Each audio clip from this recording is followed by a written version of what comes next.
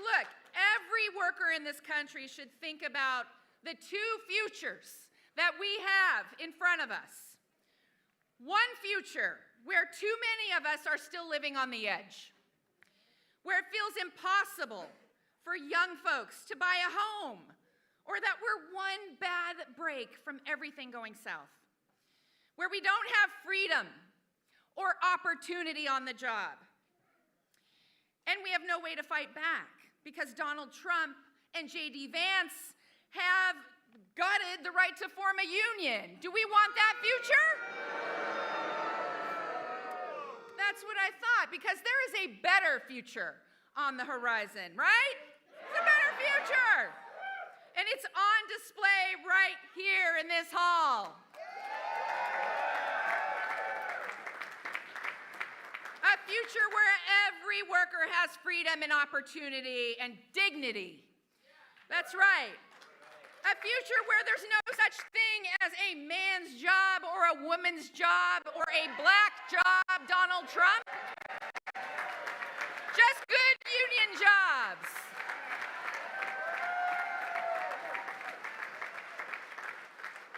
A future where they don't call us working women childless cat ladies. They call us Madam President.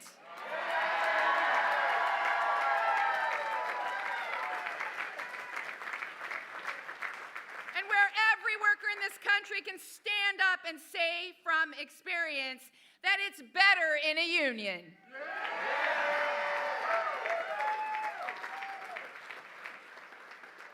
Joe Biden and Kamala Harris were walking our picket lines when Donald Trump was crossing them. Joe Biden and Kamala Harris have led the most pro-union White House in American history. And you remember that Kamala Harris cast those deciding votes in the Senate to save millions of workers' pensions and lower costs for seniors on their prescription drugs and make the biggest investment in modern history to rebuild this country.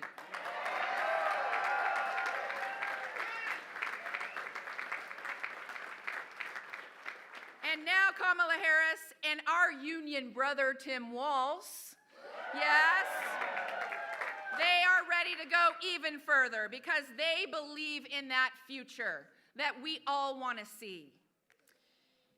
Now, the road to the White House goes right through our union halls. That's right. 1 in 5 voters right here in Pennsylvania is a union voter. So we are the difference maker. We have the people. We have the trust. We know how to organize. And we are ready to send Kamala Harris and Tim Walz to the White House. Are we ready?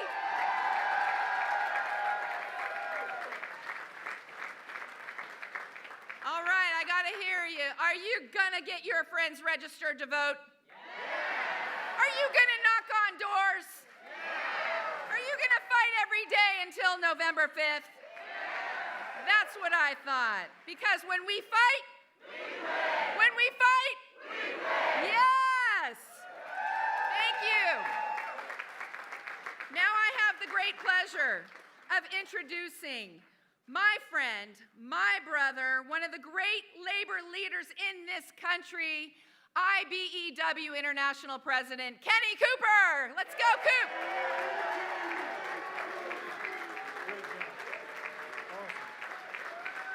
Good afternoon. Good afternoon, brothers and sisters. Good afternoon. Thank you, brothers and sisters. Thank you, guests.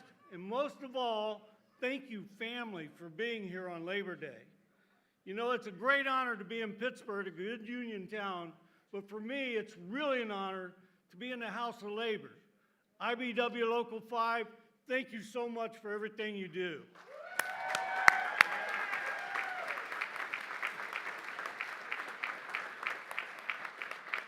As Liz said, I'm the international president of the IBEW, the oldest and largest electrical union in the entire world. Yeah. And on behalf of 840,000 members of the IBW, it is my true honor to get to introduce tonight the strongest, most pro-union administration ever in the history of the United States, President Biden and Vice President Harris.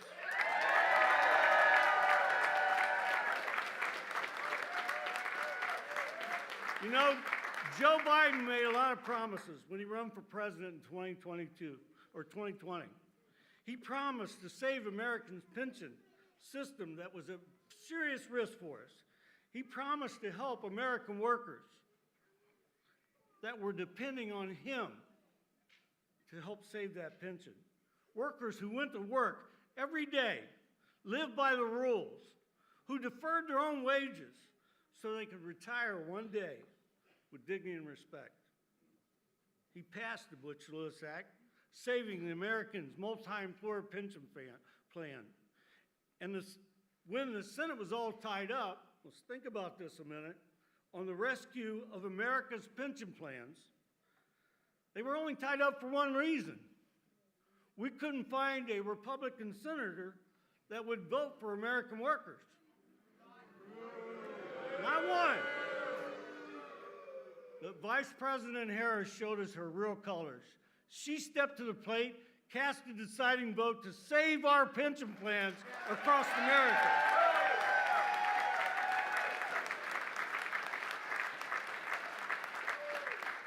Showing working families that Biden and Harris administration has our backs. Promises made, promises kept. He pledged to rebuild our country's infrastructure the only way that makes sense, with good union jobs that pays well and has health care for them and their families. Once again, promises made, promises kept.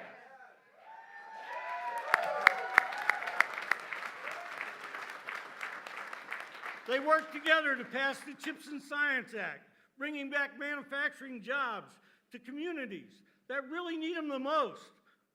Promises made, promises kept.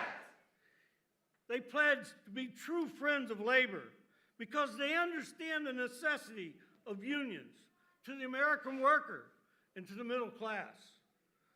Well, Joe Biden and Kamala Harris kept every single one of those promises. Pension plan relief, the Butch-Lewis Act, went above and beyond our expectations. His infrastructure bills are bringing good union jobs back, much needed infrastructure across our nation, in every corner of our nation. And he's never been afraid to say the word union.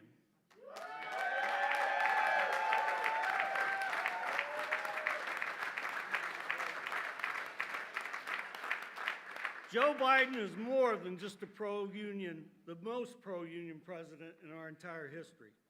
When he passed the torch to Kamala Harris, he ensured his pro-union, pro-labor legacy would continue with the next administration.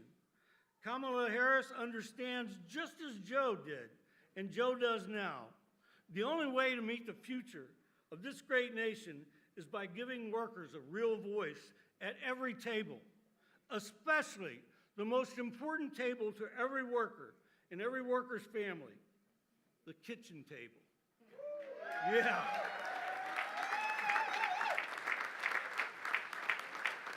Brothers and sisters, please join me to welcome our true friends, the President and Vice President of the United States, Joe Biden and Kamala Harris.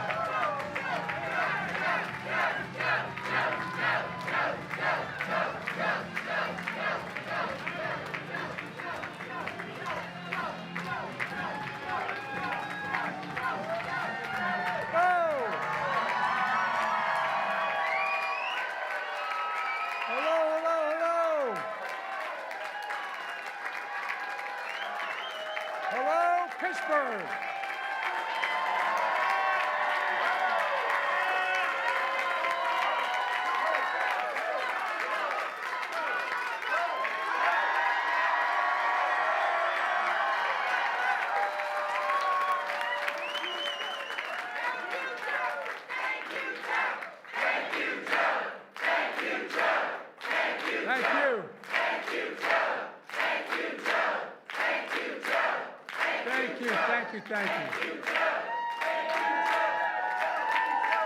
Folks, I've celebrated many Labor Days in Pittsburgh. And it's always good to be back with so many great friends. Many of whom flew with me on Air Force One today represent the union that's been with me since the beginning of my career. They're not that old, but since I was a 29-year-old kid. I want to thank Liz Schuler, the AFL-CIO, and Kenny of the IBEW for that strong endorsement. By the way, we have an expression in Delaware. IBEW, when I ran for president, they're the ones that brung me to the dance starting off. Not a joke. And Dave McCall, the steelworkers.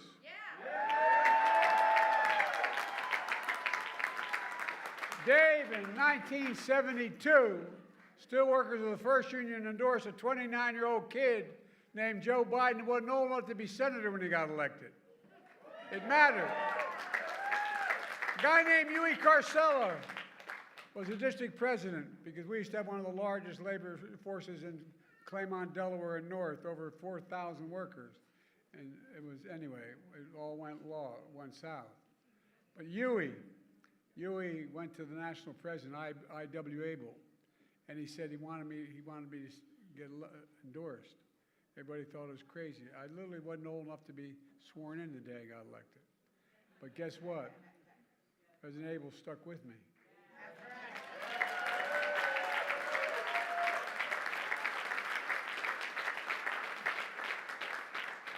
And they got stuck with me for the rest of my career. Eric Dean of the Ironworkers, Tim Driscoll of Bricklayers, April Bell of the SEIU, Lee Saunders of AFSCME, and a great friend, Roy Lee, and Jimmy Williams of the Painters Allied Trades, and his dad. His dad is a really good man. Mike Coleman, a sheet metal worker. We also got some of the best elected officials in America. Governor Josh Shapiro is doing an incredible job. The great Lieutenant Governor Austin Davis. And one of America's best words, Ed Gainey. Ed, you're doing a hell of a job. And Sarah Namato, county executive, I think is the hardest job in American politics. Everybody knows where you live and they think you can solve all the problems. You don't have enough money. Well, I tell you one thing, I'm the first president ever. I used to be a county official when I was 26 years old, and it always bothered me that the federal government would send money to the state to be distributed to the county. Well, what the hell is the state going to send it to the county for? All the state reps need the money. But guess what? Under my administration, it goes straight to the county.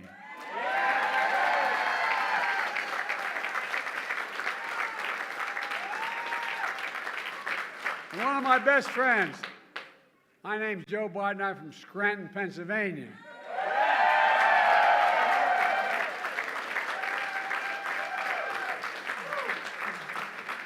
Bobby Casey's been a great friend. His dad was a great friend as well. And by the way, we grew up 3 blocks from one another, 3 blocks. And they still worry about us by showing up. And guess what? I was on North Washington Avenue. He was in Adams. Guess what? They renamed North Washington Avenue down where I live, Biden Way. Worth the effort.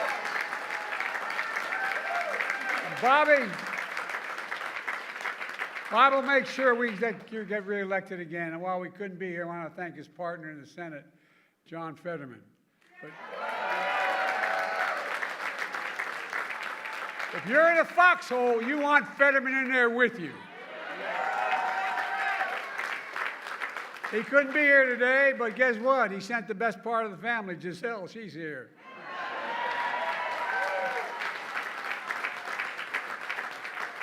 Let me just say, it means so much to be with a true friend, the Vice President and the next great President of the United States of America, Kamala Harris.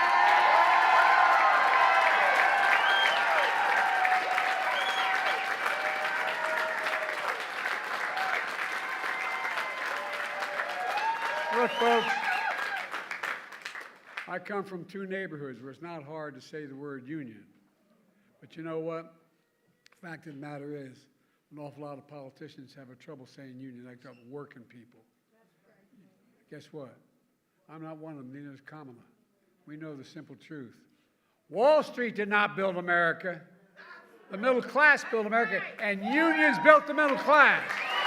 That's a fact. And by the way, that is not a slogan, that's a fact. I asked the Treasury Department to do a study, and it shows that when unions do well, all workers in America do better. That's a fact. That's a fact.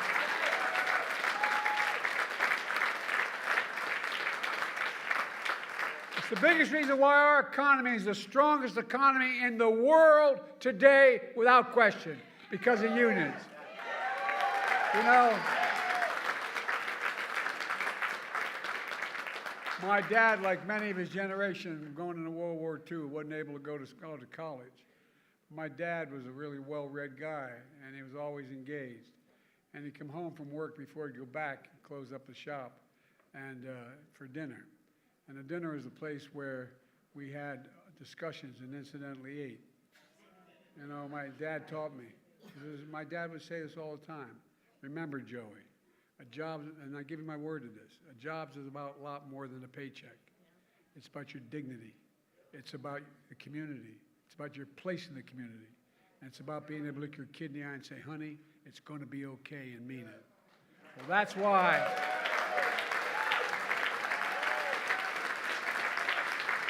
Kamala and I are so proud.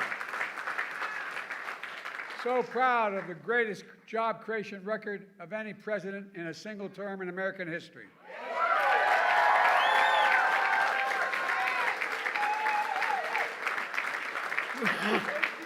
$16 million new jobs so far. 800,000 manufacturing jobs.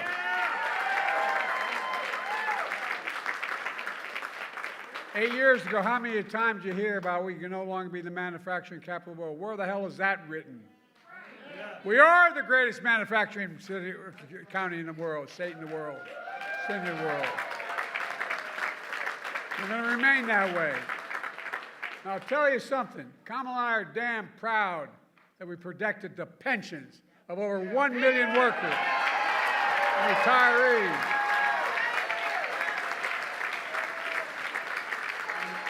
Remember all those years of promise we're going to do something about it? Well, damn it, we finally did with the Butch-Lewis Act.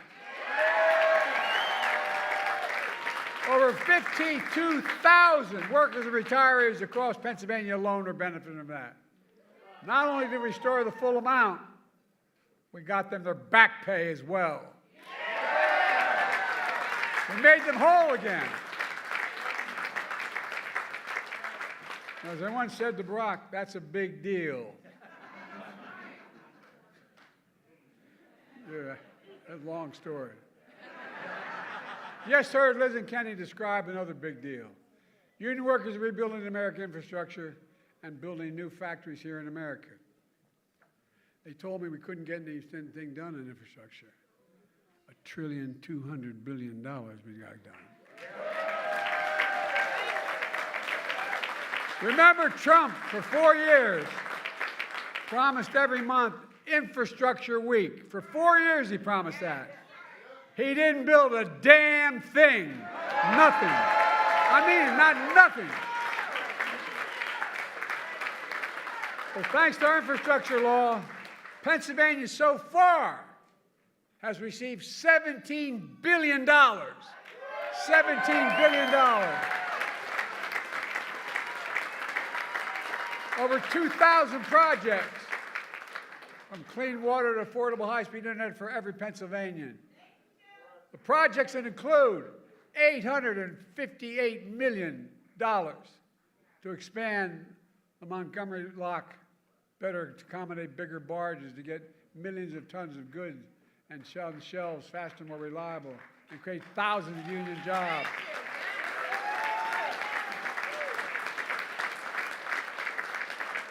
I was working on the Great Lakes, and I got a call from Senator Casey. He's been no bigger champion than Casey for this. You know what I call him? I call him the Casey Locks. Not Goldilocks, the Casey Locks. Bobby's also a champion of Pennsylvania's energy communities. We passed what's called the Casey Credit, available to 45 Pennsylvania counties where energy jobs such as coal mining and had been before it disappeared before we came to office. The Casey Credit provides major incentives for companies to build new battery factories, wind turbines, and more to create high-paying jobs in those coal and natural gas communities. And on top of that, there's over $4 billion in private companies have committed to invest in clean energy and advanced manufacturing here in Pennsylvania. $4 billion.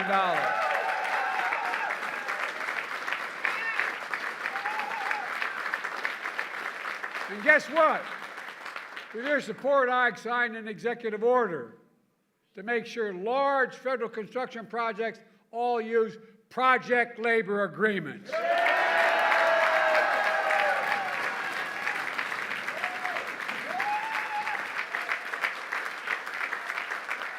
Folks at home who may be watching this and tell them know what a project labor agreement is. It's when contractors, subcontractors, and unions put in place before the construction begins what the rules are, before it begins.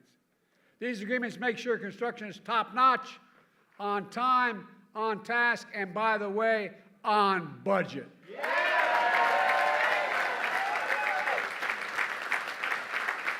There's another big deal. Buy American.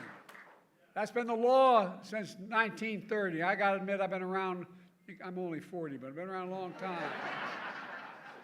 But I, quite frankly, until 10 years ago, wasn't aware. You know, back in the 30s, when they were trying to make sure unions could organize and business couldn't interfere, the law was passed that said every penny the president gets from the Senate, the House, and Congress to spend on a project, he should hire an American worker and use an American product. But past administration, seriously,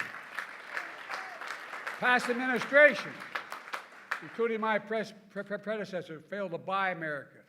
They shipped jobs overseas where labor was cheaper and brought home the product that was more expensive. But not anymore. Federal projects build American roads, bridges, highways, and they'll be made with American products by American workers. That's why. That's why we're creating all these. I'm serious. It's simple and basic. That's why we're creating so many good-paying jobs. In fact, we're requiring those kinds of projects to pay Davis-Bacon prevailing wages so they're jobs that can raise a family on.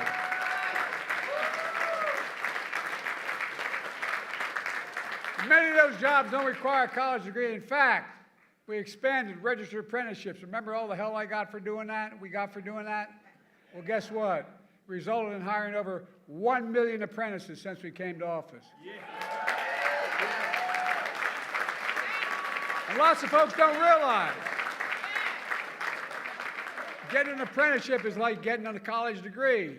Why? You have to train for 4 or 5 years to get that, and some of the best workers in the world are right where we are. You know?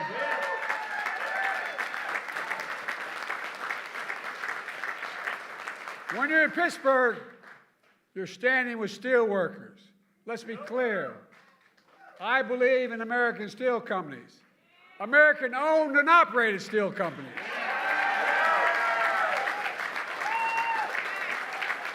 A simple reason. It's not hyperbole. American steelworkers are the best steelworkers in the world.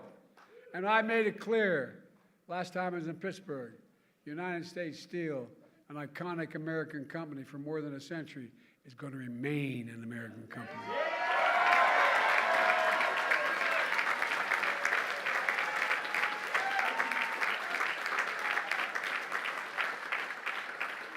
I remember as a young senator why the National Labor Relations Board was sometimes so anti-labor. It was set up to help labor, to be pro-labor.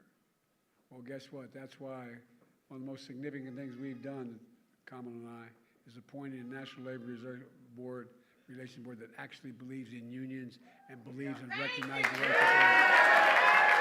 a big deal. It's a big deal. Remember, we have short memories. I'm all for forgiveness. I'm not for this. Trump appointed union busters on that board. No, that's a fact.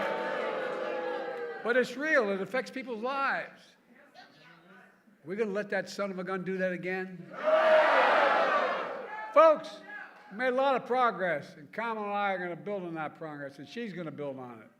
I'll be on the sidelines, but I'll do everything I can to help. But look, I'm not joking when I say, this is not a joke. When I said this when I was running in 2020, a lot of people didn't believe me. You did, but didn't believe me. It's all at risk because of Donald Trump, literally. With a stroke of the pen, he can get rid of a lot of this. And do you think this guy gives a damn about your pensions? No, I'm serious. Do you think he loses even an instant of sleep over it? Do you think he cares about all the work you do every day and how hard it is? Do you think he cares about good paying jobs for hard-working people who built this economy? Hell. He regards picket lines. He'd rather cross one than walk one. But I have no problem walking the picket line. Never have, neither, nor does Kamala.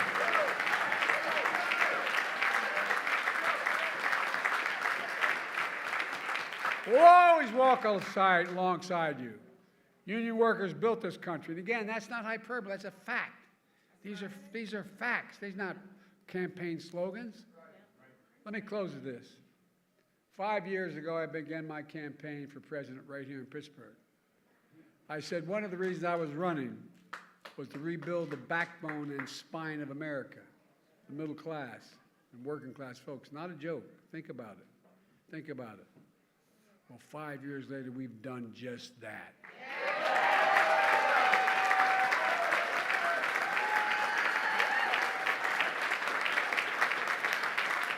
I'm back in Pittsburgh on Labor Day again with a simple message. As we look at this election, I spent my whole career believing in unions. I'm not joking when I say that. I'm honored to be considered the most pro-union president ever.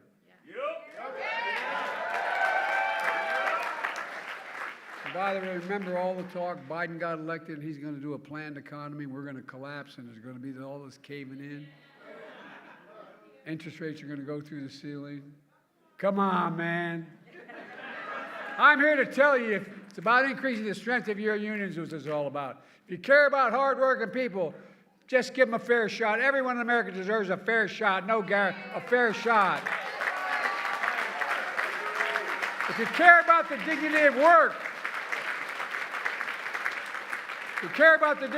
and I mean it matters, the dignity of work, the way you're treated, the decency. I remember when my great-grandfather was only the second Catholic elected statewide to the state Senate here in Pennsylvania. And I remember they talked about when they're running against him in 1906, they said, guess what? They said, he's a Molly Maguire. You know what a Molly Maguire was? Well, those of you who don't, a Molly Maguire, back in the old days, when we Irish and the Catholics came, and then the Poles and others that were Catholic, when they came to the United States of America in the beginning of the 1840s, and late 1840s, they made their way down into Pennsylvania, a lot of them, and there's a tier in the coal mines. Those guys who got there last ended up being the last people in the coal mines. But a lot of the English owned the coal mines. And what they did was they'd really beat the hell out of the mostly Catholic population that was in the mines. Not a joke, not a joke. But there was a group that called the Molly Maguires. And the Molly Maguires, if they find out the foreman who was taking advantage of an individual, and they'd literally kill him. Not a joke. And they'd bring his body up and put him on the doorstep of his family. Kind of crude. But I got to admit, they accused my great-grandfather of being a Molly, he wasn't. But we were so damn disappointed. You know, that's a joke. That's a joke. Look, it's about the dignity of work. It's about how you're treated. And when I met with the IBW, I started off this last campaign first, I said, there's two things I'm asking of me. And I said, two things I'm asking of you. One, you've got to open up your unions to more women. Not a joke. And two, to more minorities. You've done both that. And guess what? Instead of having support of 30% of the American leaders, now we're 65% of the American people support the American Union movement.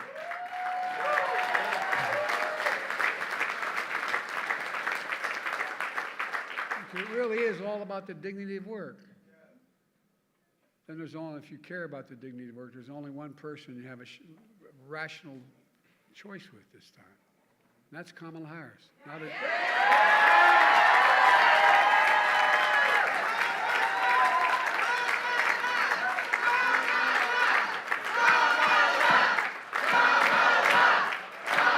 Let me tell you about this woman.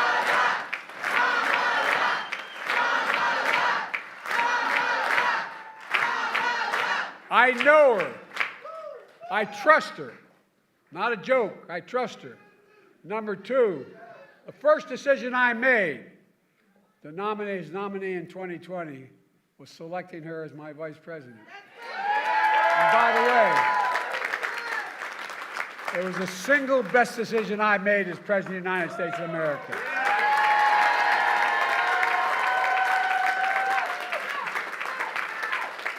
I was watching something sent to me when they asked Barack. They said, Barack picked me as vice president because he knew I could be president. Well, I know she'll be a good president. I know it. I've watched her when all the experts, foreign and domestic policy, would give us advice. Then we'd sit alone in a room, and she has a backbone like a ramrod. And she has the moral compass of a saint. This woman knows what she's doing. Folks, I promise you, if you elect Kamala Harris as president, it'll be the best decision you will have ever made. And Kamala believes as I do. The unions are the spine of this economy. She'll be a historic pro-union president. So, folks, we got one more job to do together. Let me ask you. Are you ready to fight? Yeah! Are you ready to win? Yeah! Are you ready to elect Kamala Harris our next President of the United States of America?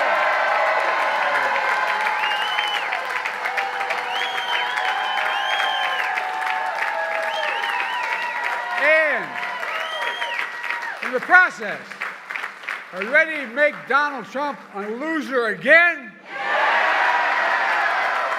I've never been more optimistic about America. We have to remember who we are. We're the United States of America. There's nothing, I mean this from the bottom of my heart, there's nothing beyond our capacity.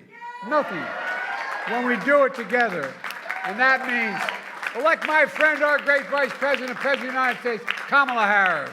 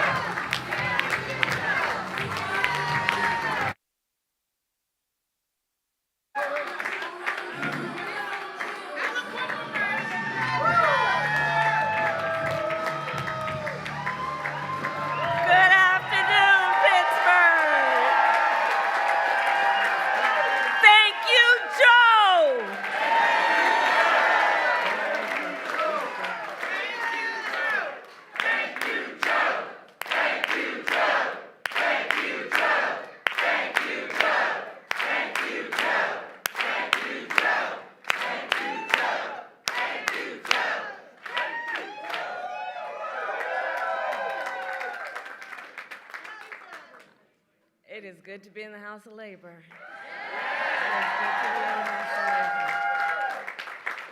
And it is good to be back at IBEW Local 5.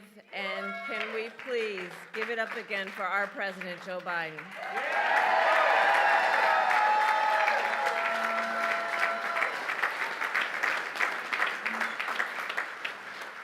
Now, I don't have to tell the brothers and sisters of labor that you really get to know somebody when you're in the middle of a fight. When times are hard, when the forces are mighty, when people don't believe something can get done and they have 1,000 excuses for why it can't get done. And I have spent more time with this extraordinary human being when the cameras were not in the room, when the stakes were high, when the heat was intense. And Joe Biden has always stood with the workers of America and labor unions of America. Always. Always. I've been with him when he'll bring folks into the Oval Office.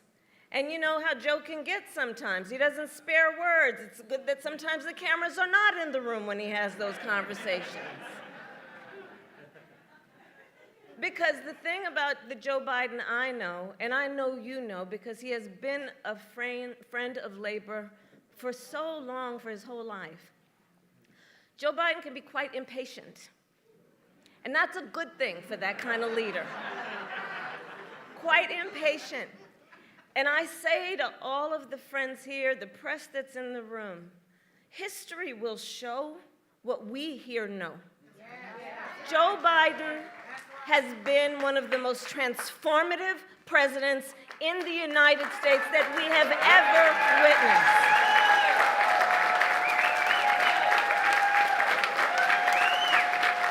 And it comes from his heart.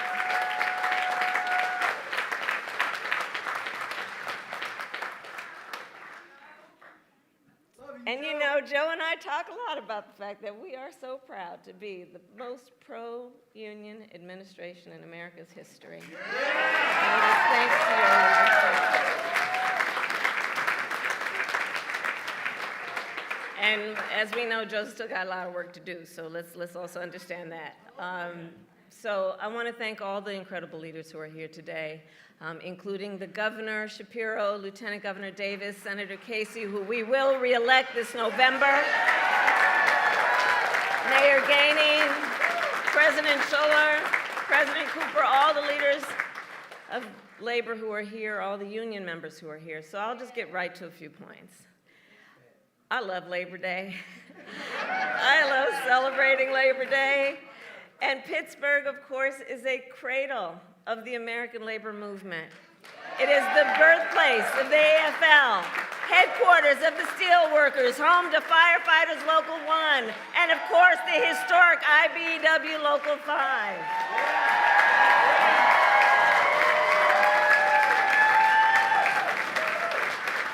For more than 150 years, the brothers and sisters of labor have helped lead the fight for fair pay, better benefits, and safe working conditions. And every person in our nation has benefited from that work. You know, everywhere I go, I tell people, you may not be a union member, but you better thank unions for that 5-day work week. Thank unions for sick leave. Thank unions for paid family leave. Thank unions for your vacation time. Because when union wages go up, everybody's wages go up. When union workplaces are safer, all workplaces are safer. When unions are strong, America is strong.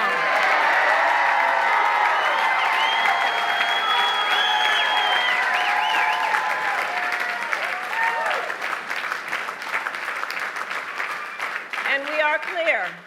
Not only has Pittsburgh shaped the history of America's labor movement, today you are also shaping its future. In 2021, with my dear friend, the Secretary Marty Walsh, who the President appointed to be Secretary of Labor, he and I hosted a meeting right here in this local, and it was part of the White House Labor Task Force that I lead. That day we met with a group of computer programmers who were working to form a union. 1 month later, they signed their contract and became one of the first technology unions in our nation. Standing on the shoulder of all those who have been here and fought the good fight. So Pittsburgh, I remind us of that to say together, we are fighting to build an economy that works for all working people. And that has always been the vision of the labor movement. And that is the vision of our campaign. You know, in this election, there are two very different visions for our nation. One, ours, focused on the future. The other, focused on the past. We fight for the future. We fight for a future of dignity, respect, and opportunity for all people.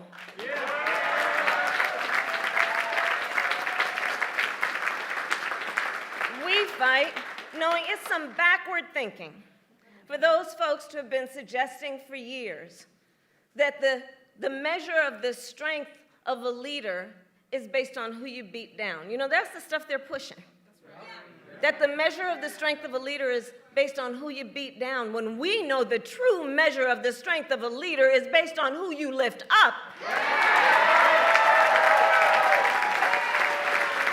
Who you lift up. Do you fight for workers? Do you fight for families?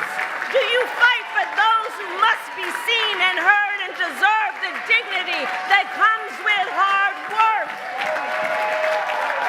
That's what we fight for. And when you know what you stand for, you know what to fight for.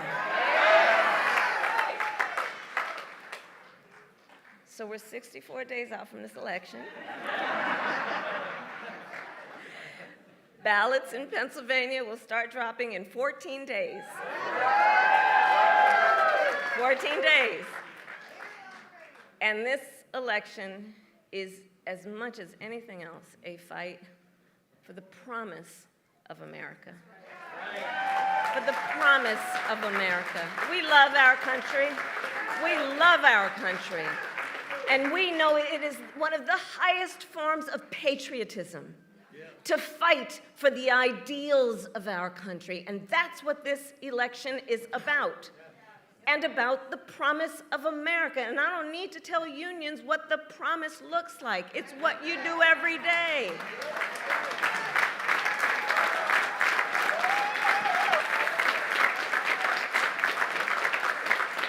But as we fight to move forward, Donald Trump is trying to pull us backward, including back to a time before workers had the freedom to organize. He's going to jail. Well, the courts will handle that, and we will handle November. How about that? We'll handle November. Let the courts handle that other thing. But we're not going back. We're not going back. We're not going back. And one of the ways we're going to guarantee we don't go back is that we remember. Right? It is important to remember what that was and what it is. Remember, as president, Donald Trump blocked overtime benefits for millions of workers. He opposed efforts to raise the minimum wage. As the president said, he appointed union busters to the National Labor Relations Board. And don't forget, he supported so-called right-to-work laws. And if Donald Trump were to be reelected, he intends to give more tax cuts to billionaires and big corporations. He intends to cut Social Security and Medicare. He wants to impose what, in effect, would be a national sales tax. I call it the Trump national sales tax. On everyday products and basic necessities that would cost a typical American family, the economists have said this, almost $4,000 a year. He intends to repeal the Affordable Care Act and take us back to what we remember, because it wasn't that long ago, was a time when insurance companies could deny people with pre-existing conditions. You remember what that was? Children with asthma, breast cancer survivors, grandparents with diabetes. Well, look, America has tried those failed policies before, and we are not going back.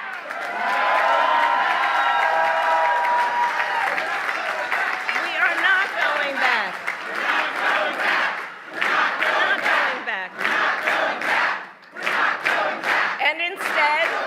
And instead, we fight for a future where no person has to go broke just because they get sick. And so, building on the work of President Joe Biden and I and the work we have done in the White House, we will continue to strengthen the Affordable Care Act and make prescription drugs affordable for all Americans. We fight for a future where every worker has the freedom to organize, and we will pass the PRO Act and end union busting once and for all, and Bob Casey will help us do that.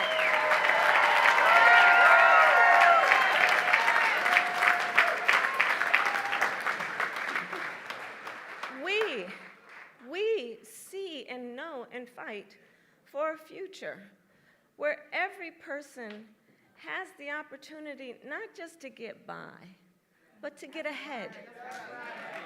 And so we will continue to build what I call an opportunity economy, so that every American has an opportunity to buy a home or start a business or build intergenerational wealth and have a future that matches their dreams and ambitions and aspirations.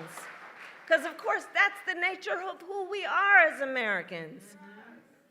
We have dreams. We can see what is possible unburdened by what has been. We have aspirations. We have ambitions. And the system that is a good system is one that supports that and allows people the opportunity to go where they can see and imagine themselves to be.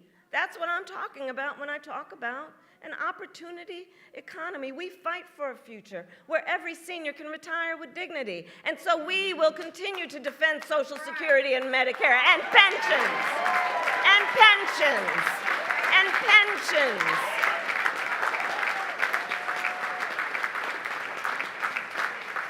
And we will continue to strengthen America's manufacturing sector. And on that point, the president mentioned it. U.S. Steel is an historic American company, and it is vital for our nation to maintain strong American steel companies, and I couldn't agree more with President Biden. U.S. Steel should remain American-owned and American-operated. And I will always have the back of America's steelworkers. All of America's workers. So, friends, 64 days until the most election of our lives, and probably one of the most important in the life of our nation, truly. And we know this is going to be a tight race to the very end. It's going to be a tight race to the very end. So let's not pay too much attention to those polls. Because as unions and labor knows best, we know what it's like to be the underdog. And we are the underdog in this race. And we have some hard work then ahead of us. But here's the beauty of us in this room. We like hard work. Hard work is good work. Hard work is joyful work. And so in this fight, I will continue to count on the strength, the determination, and the hard work of the leaders in this room to knock on doors, to get folks to the polls, and bluntly put, because the people in here do it, to help us win Pennsylvania. So today I ask, are you ready to make your voices heard? Do we believe in freedom? Do we believe in opportunity? Do we believe in the promise of America? And are we ready to fight for it? And when we fight, we win. God bless you. God bless America.